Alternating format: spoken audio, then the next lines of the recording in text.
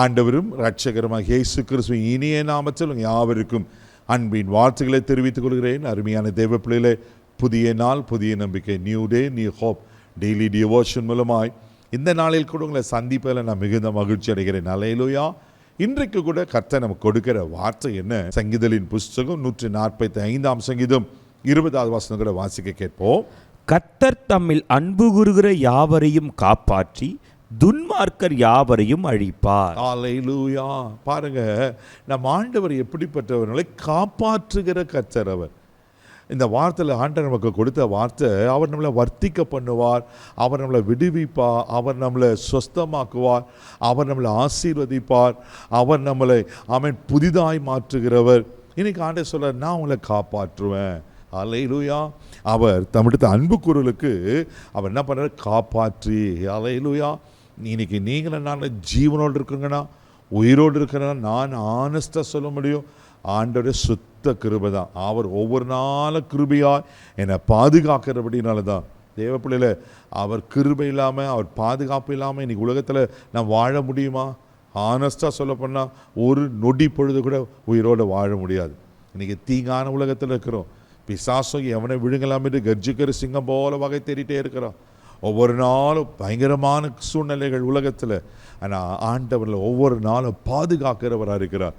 நீங்கள் தொடர்ந்து வாசிப்பீங்கன்னா சங்கீதலின் புஸ்தகம் 139 சங்கீதம் 13வது வசனத்தில் சங்கீதக்காரன் இப்படியா சொல்லுகிறார், வாசிக்க கேட்போம்.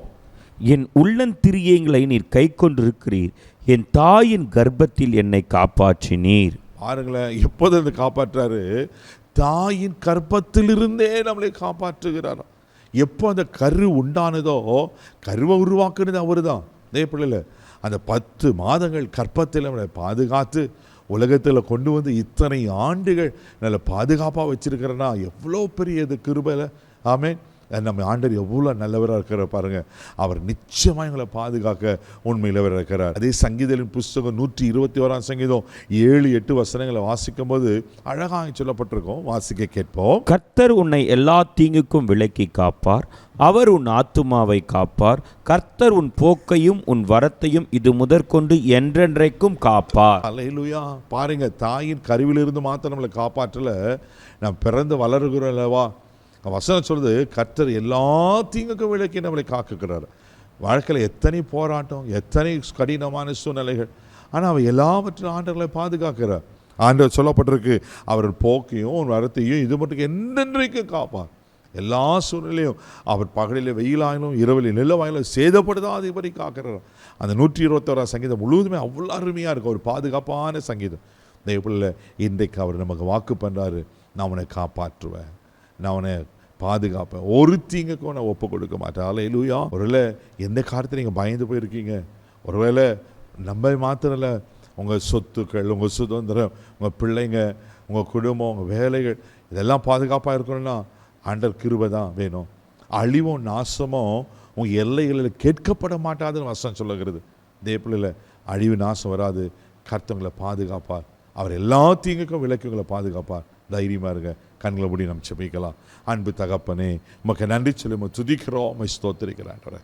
ஆண்டவரே, அவரிடத்தில் அன்பு குரலை நீங்கள் காப்பாற்றுகிற கர்த்தர் ஆண்டவரே. அந்த தாயின் கருவியில் உருவாக்குவதற்கு முன்பாகவே நீர் எங்களை பாதுகாத்து வருகிற கிருபைக்காய் ஸ்தோத்திரம் ஆண்டவரே. என்னென்ன காரியத்தில் ஆண்டவரே ஒரு தெய்வ பாதுகாப்பை எதிர்பார்க்கிறோட சத்துருவின் கிரியைகள், மனுஷருடைய காரியங்கள், ஆண்டவர் அதிகாரிகளுடைய காரியங்கள், இது போல் பல காரியங்களை எங்களை த்ரெட்டன் பண்ணி கொண்டு இருக்கலாம்ப்பா. ரத்த கொட்டைகளை மறைத்து பாதுகாச்சலும், கண்மணியின் வெடிப்பில் வச்சு கரத்தால் மூடி பாதுகாத்து கொள்ளுகிற கர்த்தர் எங்களை பாதுகாச்சுக்கணும், எல்லா தீங்குக்கும் விலக்கி காய்ச்சலும். இந்த நாள் முழுதும் கரம் பிடித்து நடத்தும் உங்கள் கிருபைக்கு ஒப்பு கொடுக்குறேன். இயேசுவின் மூலம் ஜெபங்கள் ஆமென். அவர்களை பாதுகாக்கிற கர்த்தர். தைரியமாக போங்க. God bless you.